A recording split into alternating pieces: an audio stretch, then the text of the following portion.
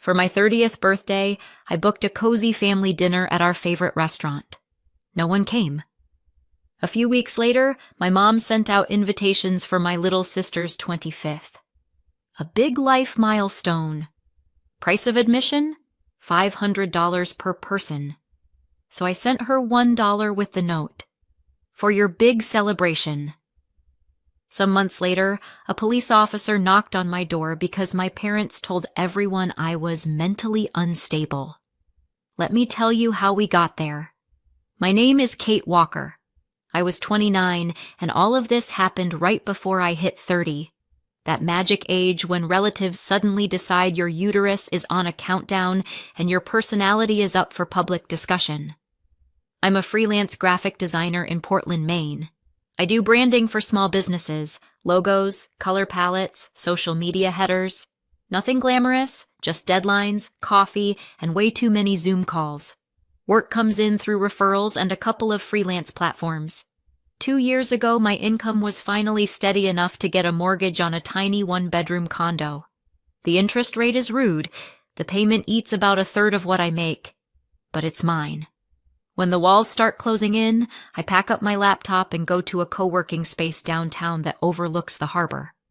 I sit by the window, pretend the fishing boats are my coworkers, and answer client emails about how the logo should be brighter but calmer. Somehow. Growing up, I was the quiet, easy kid. Straight A student, no drama, did what I was told. My little sister Maddie? The opposite. You probably know this dynamic. The younger one is a walking excuse. You want a new iPhone, Maddie? Of course, sweetheart. You failed your finals? It's okay. You'll retake them. Meanwhile, I was the one who didn't need anything. Our parents, Linda and Robert Walker, are a very average American couple. My dad works in supply at a boat repair yard. My mom runs the front desk at a private dental clinic on Maple Street. No one's rich. No one's starving. They still live in the same neighborhood where we grew up, about 40 minutes from me if the highway isn't being a nightmare. Maddie still lives with them. I moved out right after college. She never quite launched. Different story. The important part is, I always told myself I wasn't resentful, or I thought I wasn't, right up until my 30th was on the horizon. 2 weeks before my birthday, I sat in my little condo and tried to figure out how to celebrate. I didn't want some big party with half strangers from the co-working space. I wanted something small and real. There's this restaurant on the waterfront, Harbor House, that's been around since the 90s. It's where we went for every special occasion when I was a kid. Their fish cakes are legendary. Their chowder tastes like the Atlantic in a good way. I decided, that's where I'd turn 30. Just me and my family. Simple. I called my mom. It rang forever before she picked up. In the background, the TV was blasting some reality talk show where everyone screams over each other. "Hey, Mom, I wanted to ask about my birthday," I said. "I thought we could all go to Harbor House. Just family. You, Dad, Maddie, and me. I'll book a table for 4 at 6 p.m. on Saturday the 14th. She went quiet for a beat. "Fine. We'll come," she said finally, like I'd suggested a trip to the DMV. That was it. No, "Oh, that sounds lovely. No, we'd love to." Just, fine. I told myself she was tired. Long day at work. Good mood postponed. After we hung up, I texted Maddie. "Hey, 14th, 6 p.m., Harbor House. Family dinner for my birthday. You coming?" She replied almost instantly. "Okay, I'll be there." No enthusiasm, but at least she answered. Low bar, but still. I booked a table for 4 by the window. The hostess even remembered us. Said it was nice to see me again, and made a note about my birthday. I actually felt a little flutter of anticipation. The next 2 weeks, I threw myself into prep. I found a dark blue dress at Harborview Mall. Not ball gown dramatic, but definitely nicer than my usual zoom from waist up outfits. It cost about what I usually spend on groceries for a week. I told myself turning 30 happens only once. I got a haircut, did my nails, tried very hard to feel like a main character instead of background extra. Work, of course, chose that week to explode. 3 clients all wanted final designs by Friday. So I camped out at the co-working space every evening, tinkering with fonts and colors while people asked, "So how are you celebrating?" I told them about the family dinner. Everyone smiled and said, "That's so sweet. Very cozy." Saturday came. The weather was strangely mild for a March in Maine. Blue sky, barely any wind. I cleaned the apartment, ran a load of laundry, took my time in the shower, did my makeup carefully, and slid into the new dress. In the mirror, I thought, for 30, I don't look too bad. I got to Harbor House 10 minutes early. The hostess, woman in her 50s, recognized me right away and led me to our table by the window, already set for 4. The place smelled like dill, fresh bread, and something buttery and fishy that made my stomach growl. I sat, ordered a glass of red, and started waiting. 6 p.m. No one. I checked my phone. No texts. No missed calls. Weird, but okay. It's Saturday. Maybe traffic is awful. 6:15. Still no sign of them. I started to get that little prickle of worry. I called my mom. Long rings. Then it cut off. I called my dad. Same thing.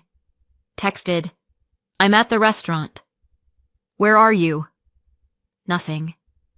Our waiter, a young guy named Anthony who's been there a few years, came over. "Want to order while you wait?" he asked gently. You could see he was already feeling bad for me. "Let's give them a few more minutes." I tried to smile. 6:30. My heart was doing that slow, heavy thud. What if there'd been an accident? A flat tire? Something with Dad's heart? I called again. Voicemail. Texted both of them. "Mom, Dad, I'm getting worried. Just let me know you're okay." The other diners had started glancing over. One woman at a nearby table kept looking at the 3 empty chairs around me. Woman alone at a table for 4, staring at her phone. You know the picture. By 7, my cheeks were burning. Anthony came back. "Are you sure you don't want anything? I can bring something small." I wanted to sink through the floor. "They're just running late," I said. "They'll be here soon." Even as I said it, I knew something was off. My family may not be saints, but disappearing without a single text? All 3 at once? That wasn't them. 7:30. My phone finally buzzed. Text from my mom. I opened it, already braced for a car wreck or a burst pipe. "Honey, I'm sorry. We're at Harborview Mall with Maddie picking out a dress for her birthday. Didn't notice how time flew. Happy birthday." I read it 3 times. They were picking out a dress for Maddie's birthday, the one that was a month away, while I sat alone at a restaurant table I'd booked for my 30th, the one I'd reminded them about 2 weeks earlier. I wanted to write back paragraphs, say everything at once, how they'd hurt me, how betrayed I felt, how this was the ugliest thing anyone had ever done to me. My fingers hovered over the screen, but nothing came out. I put the phone face down, waved Anthony over. "Can you pack everything to go?" I asked. He blinked. "Sure. Family emergency?" "Yeah," I lied. They couldn't make it. I hadn't even ordered yet. I just asked him to box the things I'd planned to share. Fish cakes, chowder, a couple of salads. He nodded, gave me that soft, pitying look people save for dumped brides and abandoned puppies, and took the menus away. By the time I walked out, my phone was buzzing with birthday messages from friends and coworkers. I ignored them all. Pretending to be happy felt impossible. I went home, put the takeout straight in the fridge, climbed into bed, and basically didn't exist for 3 days. After that, life insisted on happening again. My best friend Jenny Reed, who sits across from me at the co-working space, slid into my DMs. "So? How was the big family dinner? Everyone else was asking too. I wrote back that there'd been a family emergency and we'd postponed. It was easier than explaining. Jenny cornered me on a Wednesday. Look, she said, Friday night. The dock. That bar by the co-working space. We're doing a proper birthday. No excuses. Okay, I agreed. On Friday, there were about 10 of us crammed around a long table at the dock, drinking decent beer, swapping horror stories about clients and their revisions, and singing happy birthday while I blew out a candle stuck in a cupcake from the bakery down the street. No drama, no raised voices, no guilt. Just friends having a good time. It was simple. And it hurt a little, realizing how much easier it was with people who didn't share my DNA. What happened at Harbor House might have been survivable on its own. I could have filed it under "my parents are thoughtless" and moved on. But it wasn't a one-off. During that coffee shop showdown later, I actually made a mental list. They skipped my childhood art contest, where I won second place, because Maddie had a dance recital. They missed my presentation at a college research conference because Maddie didn't feel like staying home alone.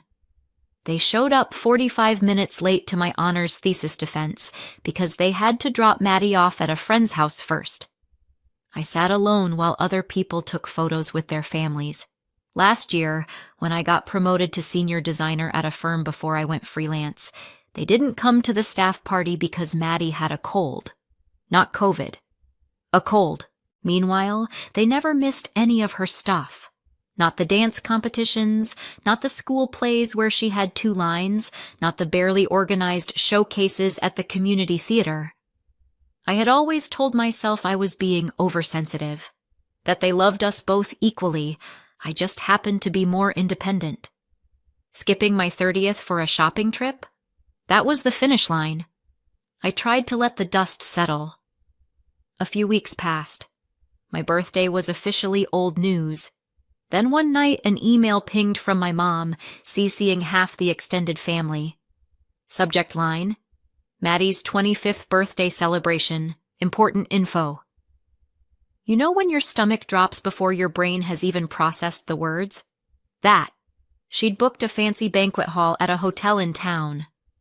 Maddie's 25th was an important milestone, a quarter of a century, a once-in-a-lifetime event. There would be a DJ, photographer, custom decorations. Very big deal. And then the kicker. We're asking each adult guest to contribute $500 toward the celebration. If this is too difficult, please understand if we can't include you. We want people who truly support Maddie on her special day. $500 per person, after they couldn't even bother to show up and eat fish cakes on my 30th. I walked circles around my condo, muttering to myself like a street lunatic. $500? Are you kidding me? I opened my banking app and pulled up my mom's account from the last time I'd transferred her money. For a second, I considered ignoring the whole thing. Just delete the email and move on. Then a better idea arrived. Petty, yes, but satisfying. I transferred her $1. In the memo line I wrote, "For your big life celebration." Then I blocked my mom, my dad, and Maddie everywhere. Phone, text, Facebook, Instagram, WhatsApp. If they wanted to act like I didn't exist, fine. I could return the favor. The next morning, I called a locksmith. When I'd bought the condo 2 years earlier, I'd given my parents a spare set of keys. Just in case. It seemed like a good idea at the time. Now it felt like a liability. The locksmith swapped out the lock cylinder. New keys, old ones useless. We were done sharing access. 2 days later, I caught a nasty flu, so I was working from the couch in sweatpants, wrapped in a blanket with my laptop balanced precariously on a pillow. That's the lovely thing about freelancing. You can design logos from under a comforter as long as the Wi-Fi holds. Around lunchtime, someone pounded on the door. Not a polite knock. The kind of pounding people use when they know you're home and think they're entitled to your time. I jumped, spilled tea on my keyboard, and crept to the peephole. There they were. All three of them, Mom, Dad, Maddie, standing like they owned the place. Mom was digging through her purse. I knew exactly what she was looking for. The spare keys. Good luck with that, Linda, I thought. I heard the faint scrape of metal in the lock. Nothing. Try again, my dad muttered. Another scrape. Then my mom shrieked, Kate, open this door right now! We know you're in there! The lights are on! I stayed silent. This is beyond disrespectful. Maddie's high-pitched voice chimed in. You're acting like a child. $1? Seriously? You embarrassed us in front of everyone. So I had embarrassed them. Interesting. Kate Walker, my mom barked in the same terrifying tone she'd used when I was 6 and broke a plate. If you don't open this door immediately, there will be consequences. Consequences? What exactly? Grounding me? I'm 30. I pay my own mortgage. I put on my noise-canceling headphones, turned on white noise, and went back to editing a client's design mock-up. They yelled and rattled the handle for about 20 minutes. Then the noise moved away. Through the window, I watched them stomp back to their car, my mom waving her arms dramatically, probably explaining to the universe what an ungrateful daughter I was. Maddie's big day rolled around soon after. I held out until evening, then, I'll admit it, I cracked. I unblocked my mom on Facebook for 5 minutes to look at the photos. The venue itself looked expensive. Gold balloons, pink ribbons, white tablecloths. Very Instagram. But the room was basically empty. Maybe 15 people max. My parents, Maddie, and a handful of others scattered around a sea of vacant chairs. Maddie's smile was stretched and brittle, like a mannequin. My parents looked like they were at a funeral. I took screenshots. Reblocked my mom. Same night, my cousin Jake called out of nowhere. We'd been close as kids but drifted. He didn't even say hello, just launched right in. What the hell is going on with Maddie's birthday? I laughed. Nice to hear from you too, Jake. Your mom is trying to shake everybody down for $500, he said. My mom called to say that was insane. Your mom told her, if you don't have the money, don't come. So my mom very politely declined, said, thanks for the invite, but we don't discuss those kinds of amounts. Good for Aunt Paula, I said. Oh, she didn't stop there, he went on. She called all the relatives. Turns out your mom told everybody the same thing. Pay up or don't bother showing. So no one went. Well, almost no one. I heard Uncle Tim and Aunt Tammy showed up. They've got money to burn. $500 is like $10 to them. Serves them right, I said. Your mom's also telling everyone you've gone off the deep end, he added. That you skipped Maddie's birthday out of jealousy. So I told him the whole story. Harbor House, the dress shopping, my dollar transfer, the blocked numbers. He didn't interrupt. When I finished, he just went quiet. That's messed up, Kate, he said finally. Like, really messed up. 2 days later, Aunt Paula herself called. She hadn't gone to the party, but she'd already heard exactly how it went. Sweetheart, we need to talk, she started gently. If you're calling to tell me to apologize, you can save your breath, I said. No, she sighed. I'm calling because your mother is telling everyone you're having mental problems, that you didn't come to Maddie's birthday out of envy. She keeps saying you started drama over a misunderstanding. Misunderstanding? I repeated. Aunt Paula, they didn't come to my birthday at all. Instead of a family dinner for my 30th, they went dress shopping with Maddie. That's not a misunderstanding. I walked her through the whole timeline. Harbor House.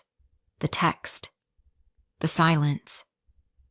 When I stopped, there was a long pause. I didn't know, she said quietly. Your mother never mentioned your birthday. At all. Oh, honey, I'm so sorry. I'll talk to her. Do what you want, I said. I'm done chasing them. A week later, my phone rang at the co-working space reception. Kate Walker, you have visitors in the lobby, the receptionist said. I had a bad feeling immediately. I came downstairs. Of course it was them. My mom looked ready for battle. My dad was shifting awkwardly from foot to foot. This is a circus, my mom announced loudly enough for everyone in the lobby to hear. My own daughter blocked her mother. Is that normal?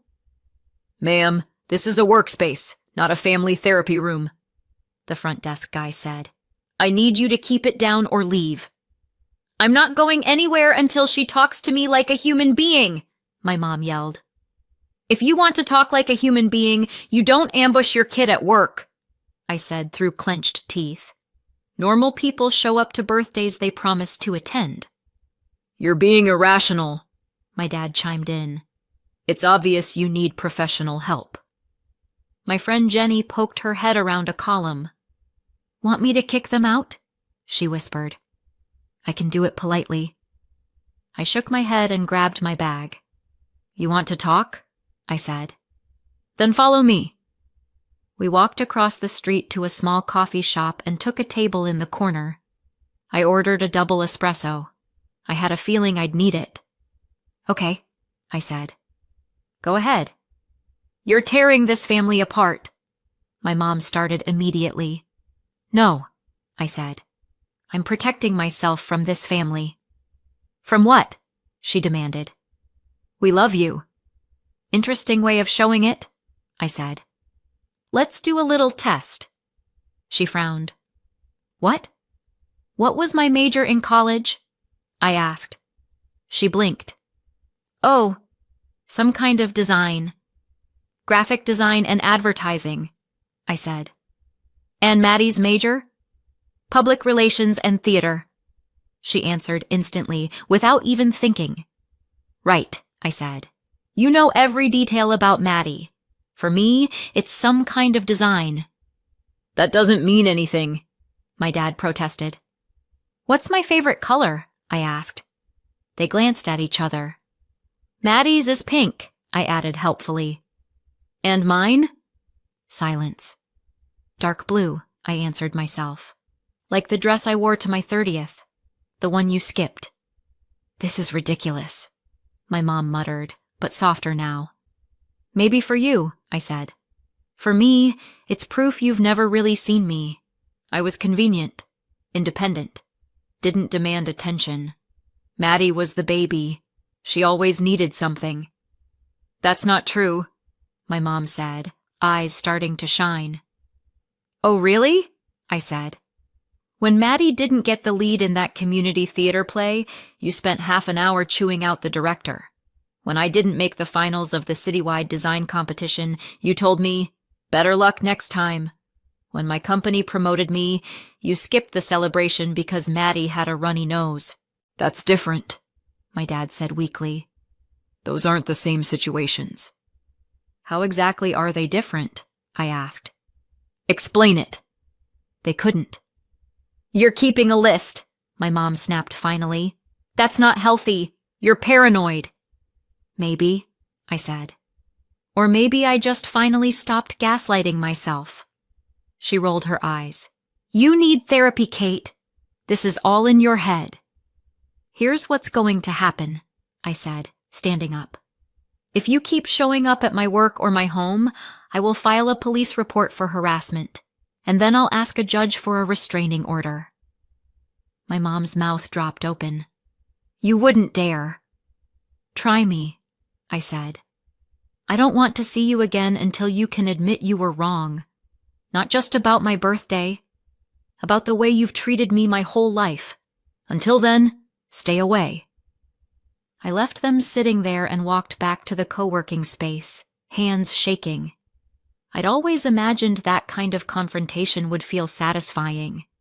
It didn't. It just felt necessary. 3 months passed after that coffee shop ambush. 3 blessedly quiet months. I buried myself in work, hung out with friends, and even started seeing a guy from my gym, Max. He's normal, which felt like a revelation. He picks up his own emotional mess, doesn't expect a woman to be his therapist, and has parents who actually attend his milestones. Wild concept. Life, it turned out, was pretty decent when I wasn't constantly bracing for disappointment from my own family. Aunt Paula became my unofficial family news correspondent. She'd stop by every couple of weeks with a cranberry pie and updates I hadn't asked for. "The latest theory from your mother," she said one Sunday, sitting at my kitchen table, "is that you're having a midlife crisis." "I'm 30, not 50, I snorted.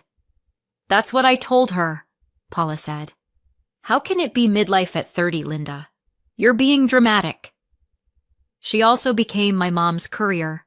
Out of nowhere, my mom had apparently started baking, something she hadn't done in years, and kept sending Paula over with apple pies and cobblers for Kate. I ate the pies.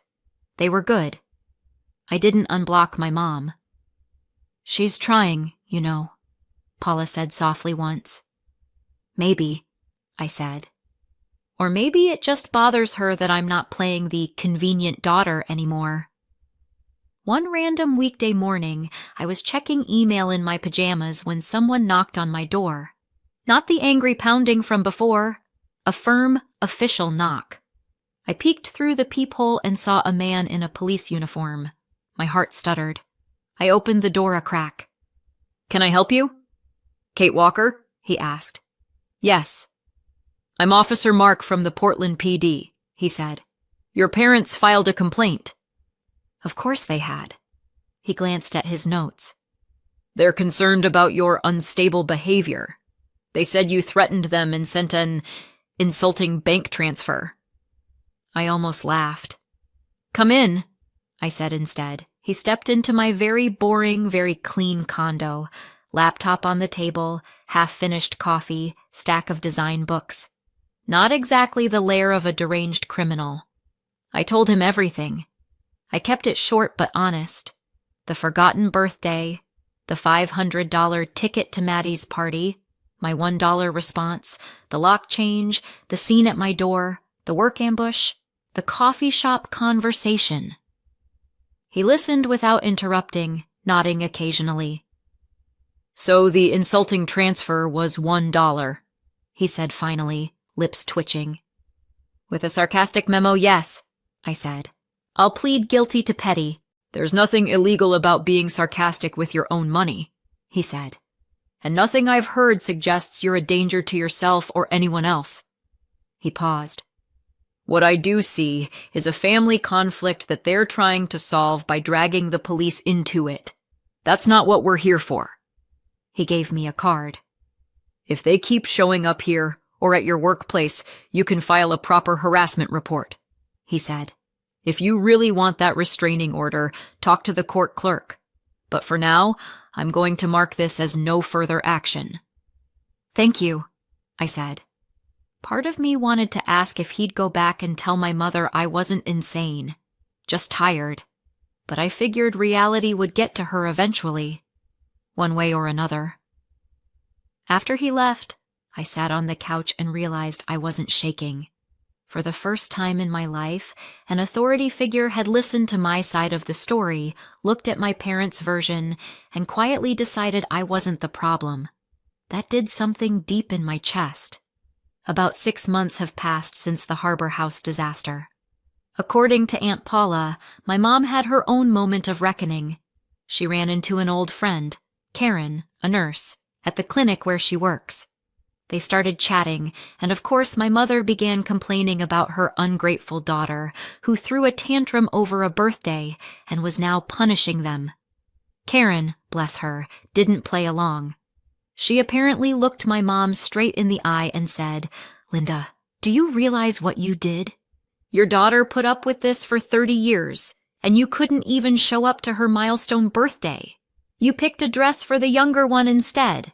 And now you're surprised she snapped?" At first, my mom snapped back. Then, according to Paula, she just broke. Started crying right there in the staff room. They talked for 3 hours. "It really shook her," Paula said. She's not ready to admit anything to you yet, but the wheels are turning. Maybe they are. Maybe they aren't. In those same 6 months, my life has quietly rearranged itself. I'm working. I'm seeing Max. I meet friends at the dock. I take long walks along the harbor. I come home to an apartment where no one screams at me or gives me the silent treatment. And I'm not begging for crumbs of attention from people who think love means you'll put up with anything. Will I ever speak to my parents and Maddie again? Maybe. If they're ever capable of sitting down as adults and saying, we screwed up, not just once, but for years. Or maybe we'll never have that conversation. Either way, my life is no longer a waiting room outside their approval. They told me with their actions, there's no place for you at this table. So I built a new table. And at this one, there's no room for cruelty, manipulation, or family loyalty that only works one way. But I do wonder, from the outside, did I go too far by cutting them off? Or did I finally go just far enough? What would you do in my place?